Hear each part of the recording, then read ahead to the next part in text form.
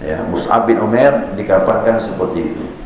Ada kain tutup badannya, sahabat menunjukkan ada kain lebih, tutup kepala dia.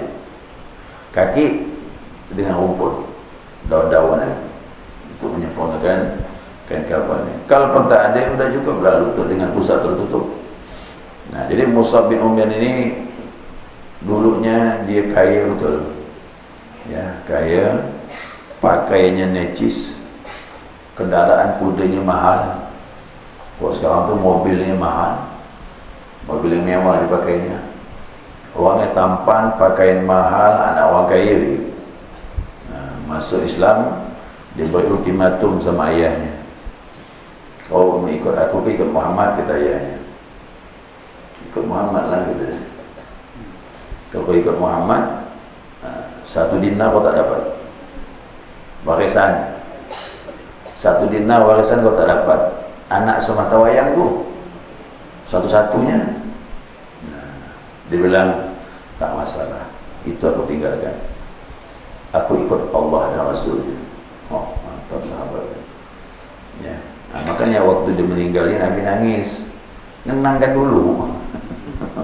Ini anak orang kaya, kata Nabi, tampan lagi, bajunya semua mahal dipakai, meninggal tak cukup kain kafan tutup badannya.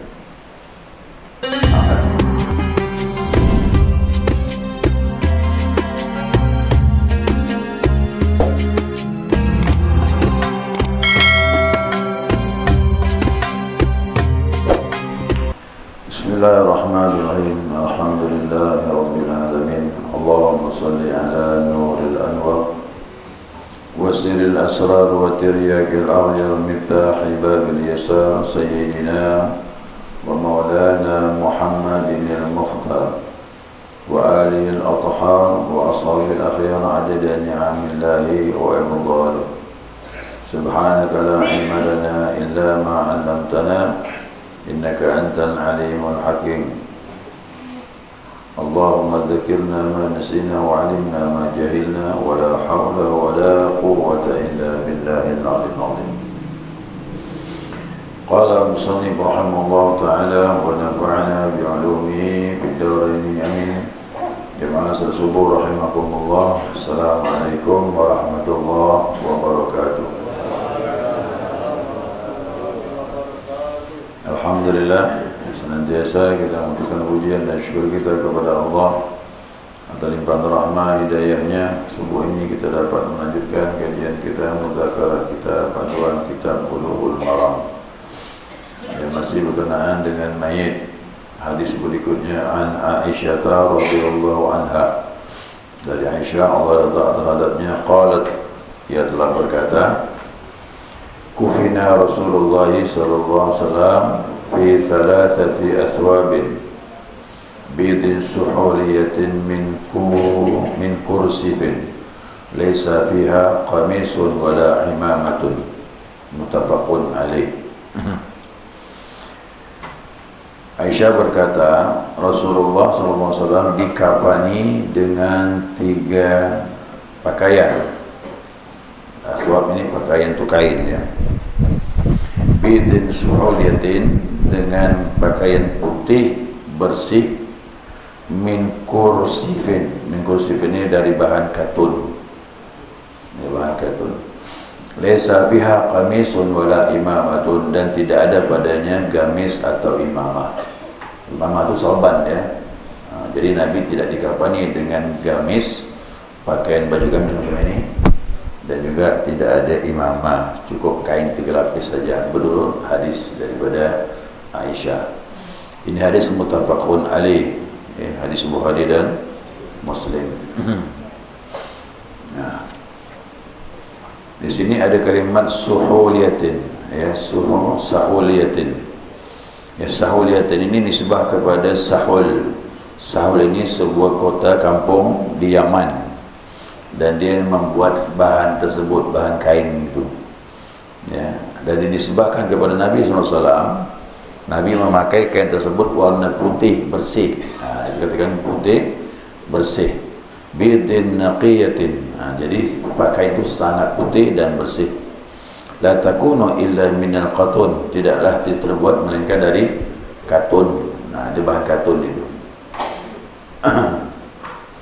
Nah, kemudian dalam hadis ini disebutkan laisa fiha qamisun wala imamatun.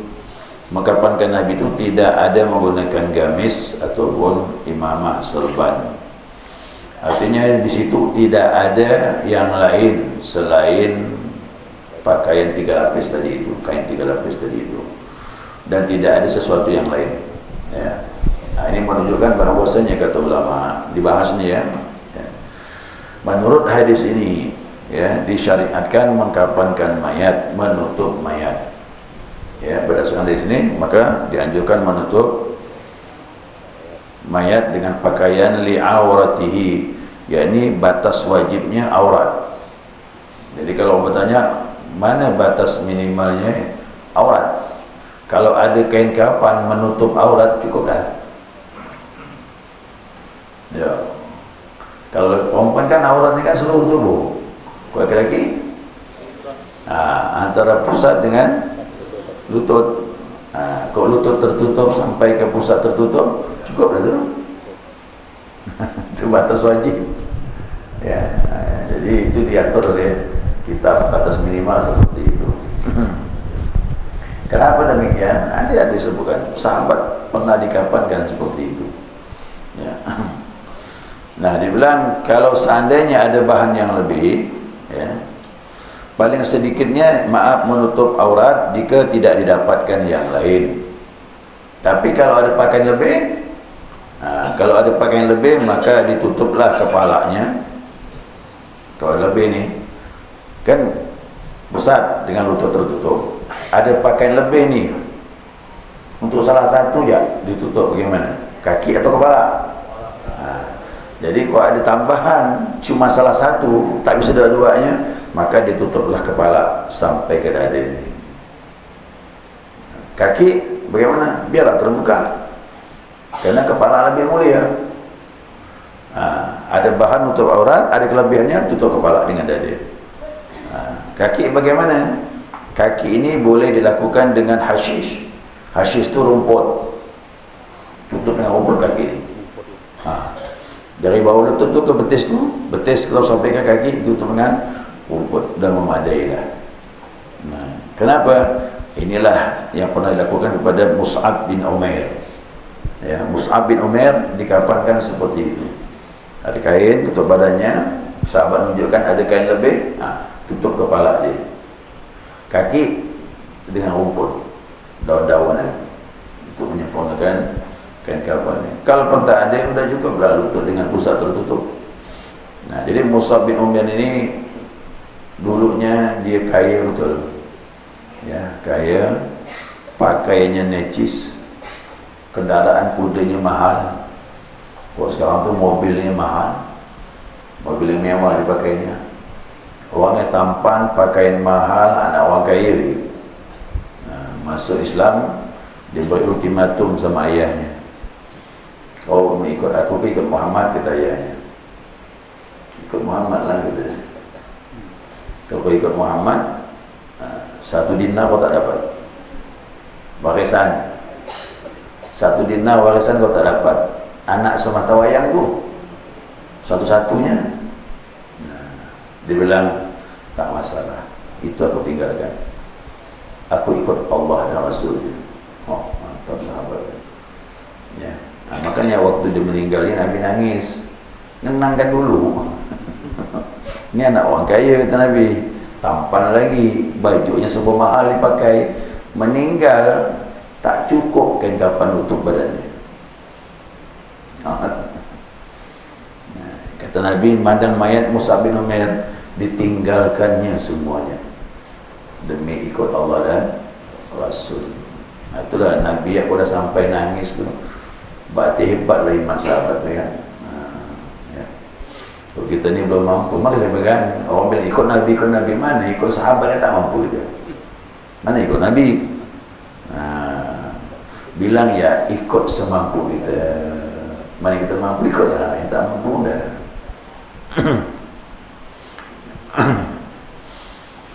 Ya, kemudian yang paling sempurna kata ulama, nah sebagaimana dikafankan sifat daripada perlakuan kelakuan sahabat mengkafannya Nabi Muhammad sallallahu alaihi wasallam dengan 3 lapis tadi itu. Dengan 3 lapis. Nah, hukumnya apa nih dari hadis ini?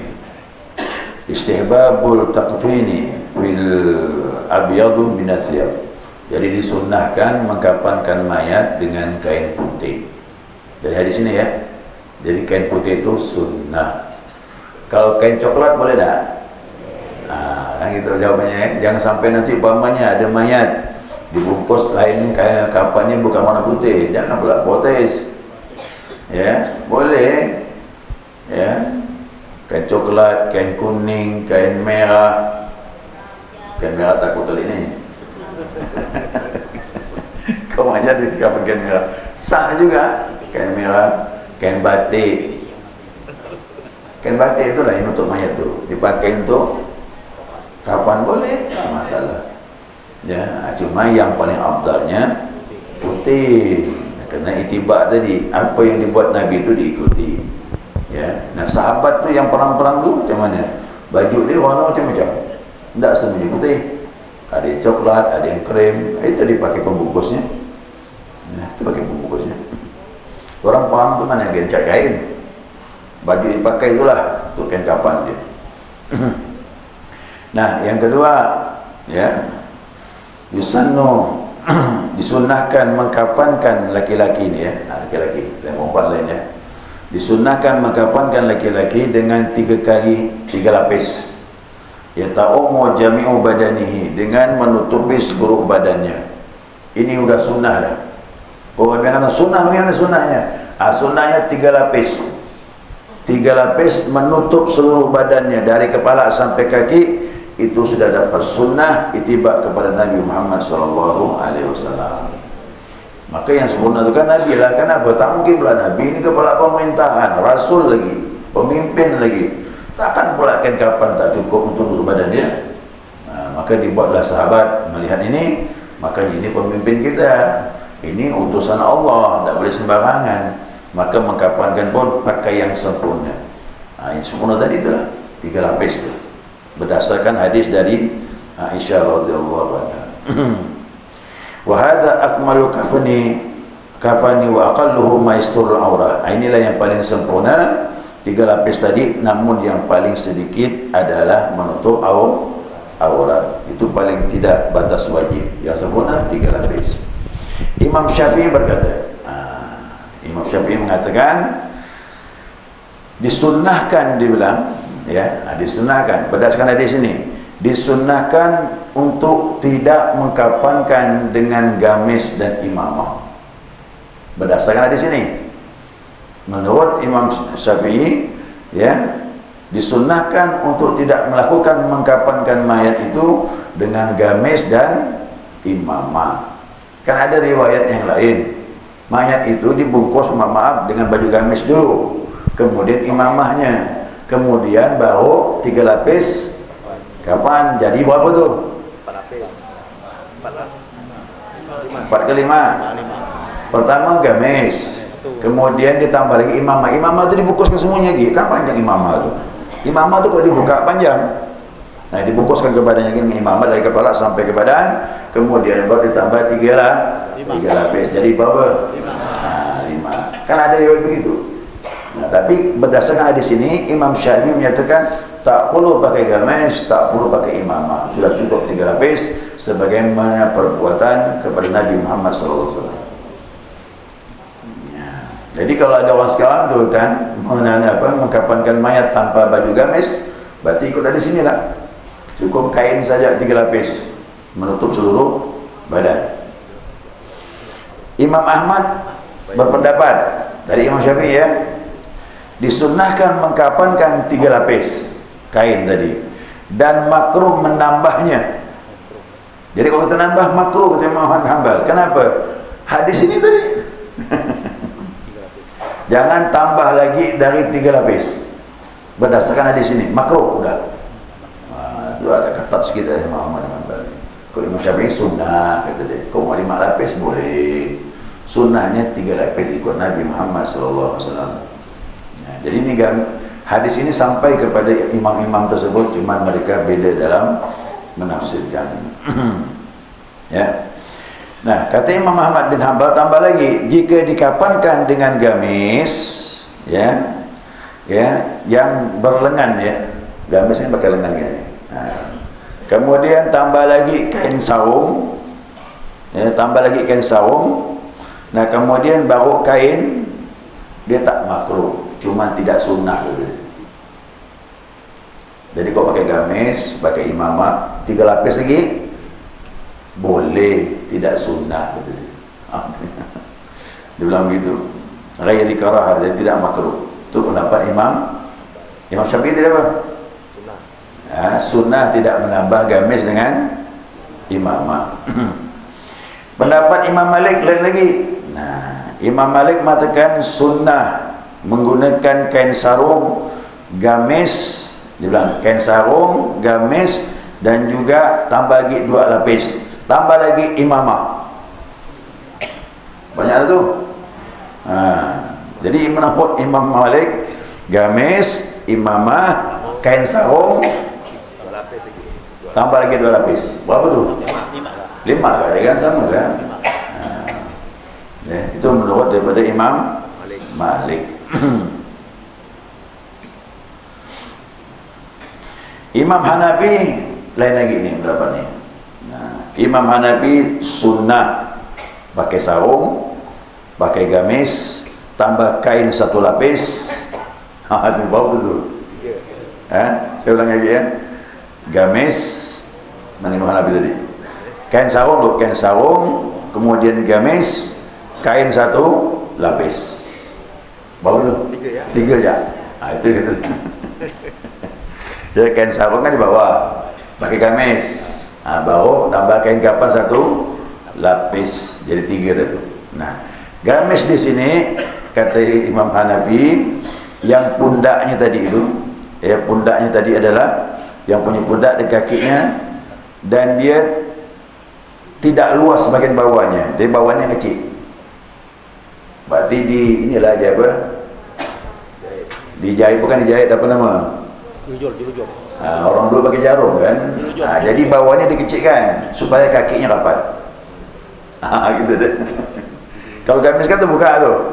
Dia dikecilkan, dilipat, pakai jarum tu dikecilkan, dia rapat. Begitu dia. Itu kata Imam Hanafi. Kemudian tidak berjahit bagian tepi sini. Ini tak berjahit, dibuka ni gamis ni. Jadikan satu dia badan. Bawa dibungkus dengan kain. Nah, itu kata Imam Hanafi. Jadi tetap sunnah pakai imamah boleh, kata dia bilang, pakai gamis boleh. Jadi ditanya, hadis Aisyah ni macam mana? Hadis Aisyah menyatakan tak pakai gamis, tak pakai imamah, cukup kain 3 lapis. Nah, Aisyah tu kata dia tidak mengikuti Nabi dimandikan dari awal, kata dia. Ya kan? Dia bilang gitu.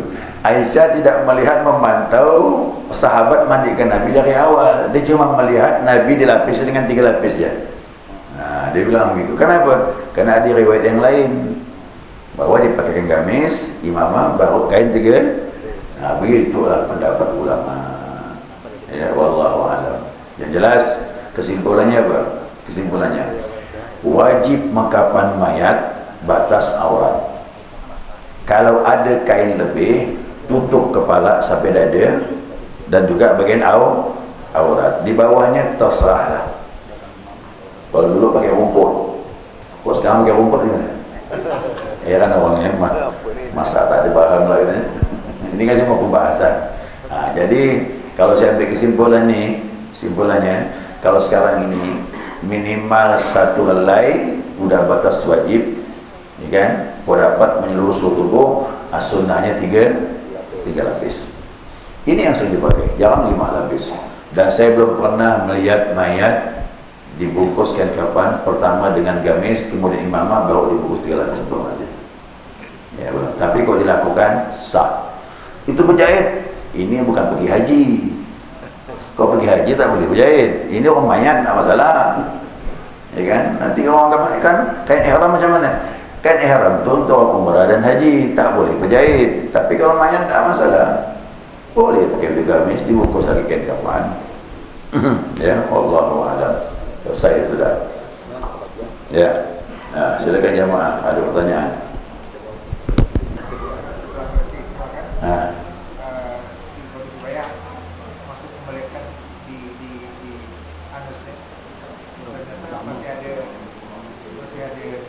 Apakah ini mayat perlu diwudukan lagi Ustaz? Tak perlu, cukup dibersihkan najisnya. Jadi tak perlu lagi wuduk diulangi walaupun keluar najis. Cukup najis dibersihkan. Cukup dibersihkan.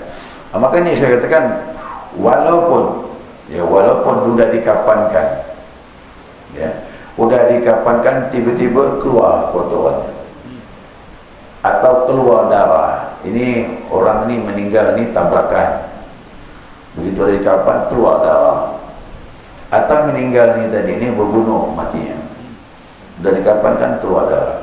Kalau sudah dikapankan sudah selesai, tak usah lagi dibuka, tak apa-apa, kecuali kalau kapannya belum sempurna, lagi mengkapankan belum selesai, keluar najis, buka gitu, bersihkan lagi, mandikan.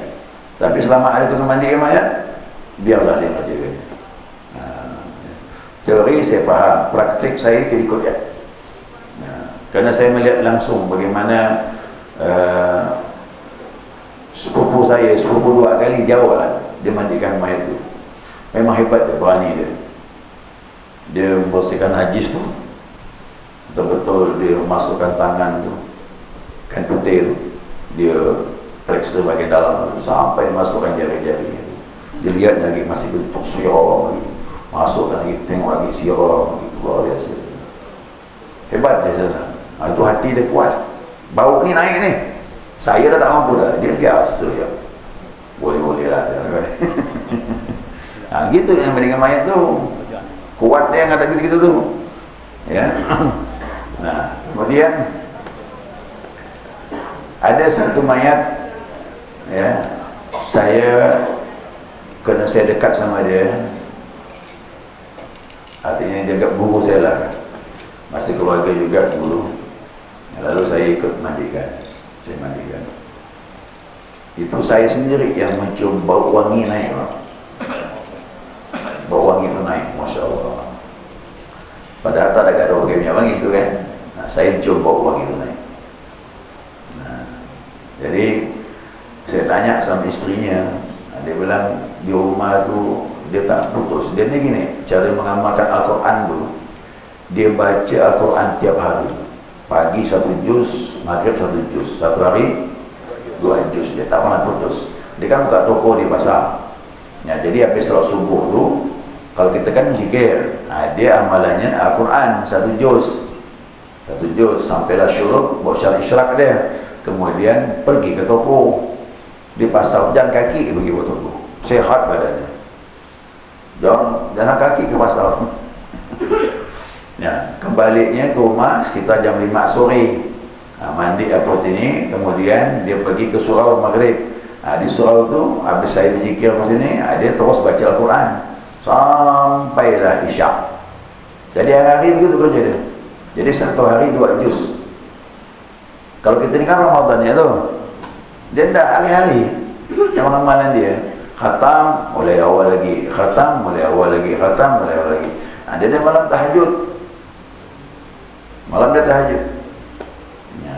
Sederhana ya tu, kerjaannya jual buku-buku di pasar, sore balik, nyantun anak istri, kemudian ibadah, baca Quran, istiqamah rutin.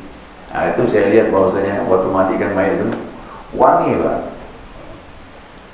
Saya bukan menganukan itu, enggak. Jangan jamaah baca Quran pula sekarang. Cari wangi tak dapat. Ini masing-masing orang tu dengan ibadah di istiqamah dia. Cuma dia bacanya lancar, lisan fasih lagi. Makanya bagi jamaah yang tak mampu baca Quran, zikir lebih mudah. La ilaha illallah. Makanya kau hafal Quran tak? Hafal. Amalkan Al-Quran silakan. Tak hafal Pak Ustaz? Juz amma tak ada hafal. Juz amma pun tak hafal. Zikir lebih bagus, zikir lebih mudah. Kalau zikir tak tahu la ilaha illallah, bagi bukan orang Islam tak boleh. Jadi kita harus ada amalan, tidak bisa tidak. Nanti membantu kita nanti di hadapan Allah. Ya. Itu hal-hal yang kelebihan tadi, memang orang itu istiqamah. Sama jamaah juga begitu. Kalau siapa yang istiqamah satu ibadah, itu lebih baik, akan nampak hasilnya nanti. Ya. Dan dia tidak melakukan apa-apa ibadah, semata-mata amalannya baca Quran tiap hari.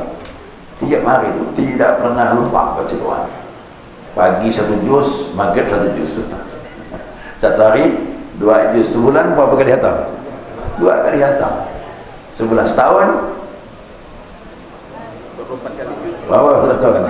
24 kali. Padahal Al-Quran itu hak dia 1 tahun 2 kali khatam. Al-Quran kata Imam Hanafi ni, Imam Hanafi bilang hak Al-Quran itu setahun 2 kali khatam. Kalau tak dapat seperti ini, berarti hak Al-Quran belum kita tunaikan. Dia ni setahun 24 kali 24 kali. Kan? Itu masing-masing orang tu kan dengan kelebihan dia. Dia baca Quran yang bagus, lancar. 1 juz tu saya setengah jam, dia 20 menit. Udah cepat lagi. Pasir ke lisan dia. Saya setengah jam 1 juz tu. Ya. Karena saya bisa baca cepat habis saya. Saya orang termasuk tidak bisa baca cepat. Saya ingin menikmati. Nikmat enak. Cepat-cepat tak masalah. Tapi kalau dia dah biasa kan, oh baca lancar. Ya. Assalamualaikum warahmatullahi wabarakatuh. Kaki dulu. Mulai dari kaki dulu. Supaya angin itu tak jebak. Kalau kita dari kepala tu, angin itu terjebak, jadi masuk angin. Kalau mandi langsung bola. Orang hidup ni. Orang hidup. Orang hidup. Bukan. Oh, bukan mayat ni. Orang hidup. Ada posting tu, kalau kita mandi, mulai dari kaki, dia angin itu tak jebak. Tapi kalau kita mandi junub ni kan sunnah kepala dulu, ya. Itu mungkin dipandang dari segi saya semua tak tahu. Kan yang saya tahu ni bagaimana ibadah Nabi, itulah saya ikut. Jadi kalau kita ikut Nabi itu, ya memang seperti itulah cara mandinya, kepala dulu. Ya kepala dulu, apalagi mandi junub kan. Di kepala dulu, karena kepala ini mohon maaf lah, karena bagian yang paling sulit itu kepala. Pertama rambut. Satu helai rambut kau tak basah, masih junub tu. Tu rambut ni kan mana? Rambut kepala, apalagi lagi kumis, yang berewok, janggutnya lagi. Udah itu kuping, lipatan kuping ni. Mau dia ikut alur ni, betul-betul kena semua itu. Ya kan? Maka kalau kepala ini dah sukses selesai, yang lain gampang. Ya, maka itibak kepada Nabi itu begitu, bagi kepala dulu. Oh, selesai, baru sebelah kanan. Sebelah kanan ialah kaki dan sebagainya. Saya ni terus terang kalau mandi junub ayat 9 tu pertama saya pakai. Kan itulah yang melepas kewajiban dan situlah sunnah. Setelah itu baru pakai sabun. Pakai sabun ni membilas. Nah, jadi sebenarnya mandi yang pertama itulah. Pertama kita masukkan air kecil kan, buang air kecil. Kalau buang air besar, silakanlah istinja bersih semua dah. Kemudian lagi baca bismillah, kumur-kumur, masuk ke hidung, buang semua najis dan buang, selesai, baru mandi. Nah, langsung mandi itu. Niatlah ayat 9 tu pasal kepala 3 kali. Sebelah kanan 3 kali, terus sebelah kiri. Bahkan bagian bawah duduk. Ambil satu centok tu, basuh bagian bawah. Kena lipatan tu, maaf. Bagian lipatan ni. Saya gitu, ada rambut lagi bawah tu. Bukan rambut kemaluan, rambut di bawah tu. Di sekitar anus tu. Ada rambut itu. Maka duduk, simbol duduk tu, basuh, siram, ikut kanan tangan. Kalau kita berdiri, tak sampai tu. Ya, tak sampai tu. Kerana situ terus terang, apalagi orang-orang yang macam Eno, dia mesti rambut bawah tu. Di sekitar anus tu ada rambut tu. Maka kita duduk, kita siram, satu kali siram sambil kita menggosok. Sudah selesai semuanya, berarti selesai sudah kewajiban kita tu. Tinggal membilas dengan sabun. Dengan sabun itu membilas. Jangan bersabun dulu baru mandi dulu. Ini kesat nih. Ya, kita mau air nyerap pada tubuh kita. Jadi sebelum mandi itulah dia. Ya. Apalagi mohon maaf, bagian bawah tuh biasanya ada air, Pak. Ada air basah. Basah. Maka perlu kita duduk siram. Waktu duduk rambut-rambut kena semuanya sekitar anus tu, kemudian ni bagian basah pun lepas semuanya. Kita takut basah itu bagian daripada najis juga. Saya gitu diajar dulu tu, duduk kata dia. So duduk dia. Dah basuh semuanya kepala 3 kali, kanan kiri, duduk satu siraman ke bawah. Setelah itu selesai sudah. Dari itu pula kita pakai sabun membilas dan sebagainya. Yes. Ali bin Abi Thalib radhiyallahu an, kata Nabi, kullu sya'ratin janabah. Kata Nabi bilang, setiap satu lembar rambut pada tubuhmu tu ada nilai junub. Jadi kalau satu lembar tak kena air, berarti junub belum terangkat. Maka setelah itu Ali bin Abi Thalib langsung dibotakkan kepala. Cukup rambut dia. Dulu rambutnya panjang segini.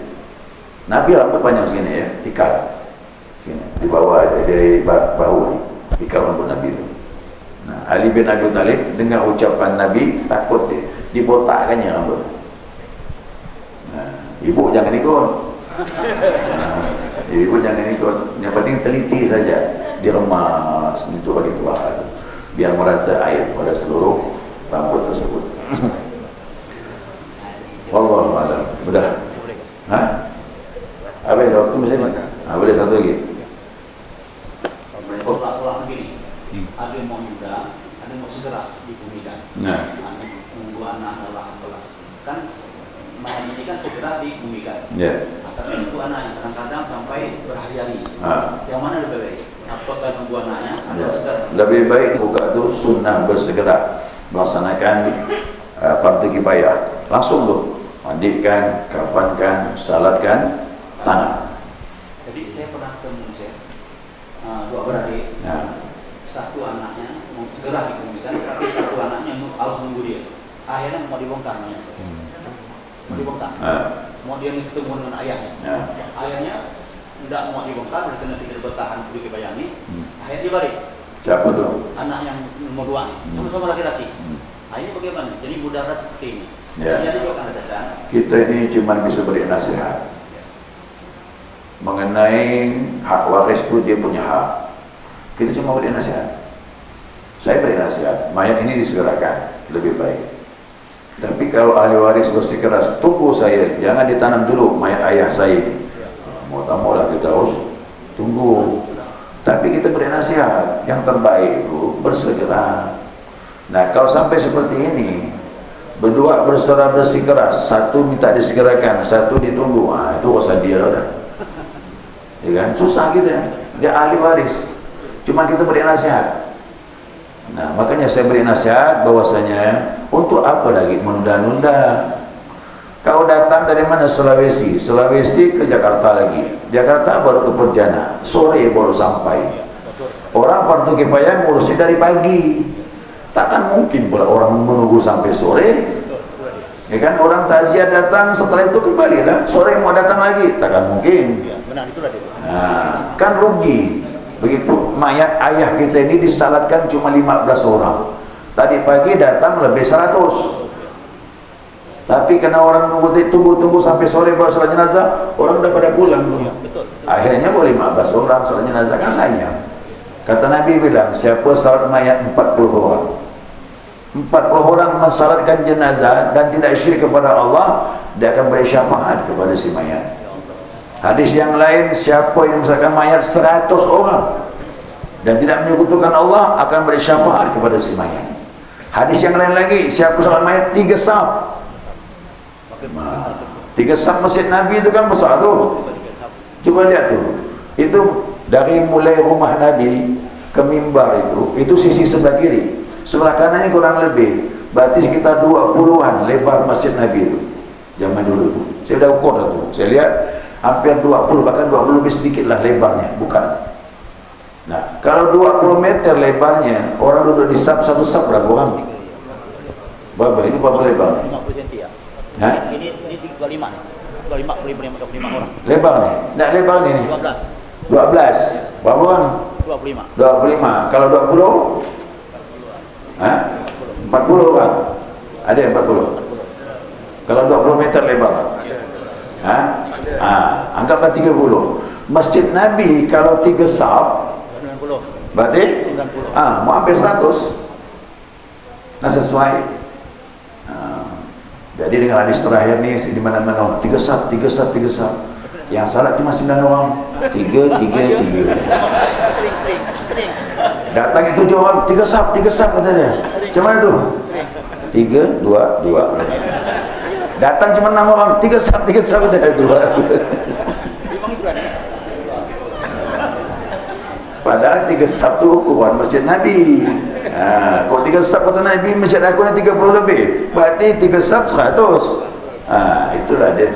Hadis yang lain, 100 orang salat jenazah dan tidak menyekutukan Allah akan beri syafaat kepada semayat. Maka semakin ramai semakin bagus. Ini tidak nunggu anak datang, akhirnya orang dah pada kembali. Kasihan kan? Kita detik-detik itulah kita beri pertolongan. Pertolongan apa? Mayat calon mayat ditolong pertama ditalkin. Kalau dia dapat, alhamdulillah. Keduanya lagi dimandikan oleh keluarga dia. Yang ketiganya disalatkan dengan orang yang ramai. Itu semuanya pertolongan untuk si mayat. Keadaan itu lagi yang sia-siakan, sayanglah. Jangankan si mayat, kita yang salat jenazah ya dapat 1 qirat. Yang salat jenazah itu 1 qirat itu 1 gunung Uhud pahalanya. 1 qirat salat jenazah. Itu untuk yang salat. Bagaimana fadilah untuk si mayat? Tentu lebih besar lagi fadilah yang didapatkan. Itu yang sampai 1 orang per orang. Ini yang ramai-ramai salat untuk si mayat. Maka si mayat akan dapatkan fadilah yang besar. Ya, subhanakallahumma wa bihamdika asyhadu an la ilaha illa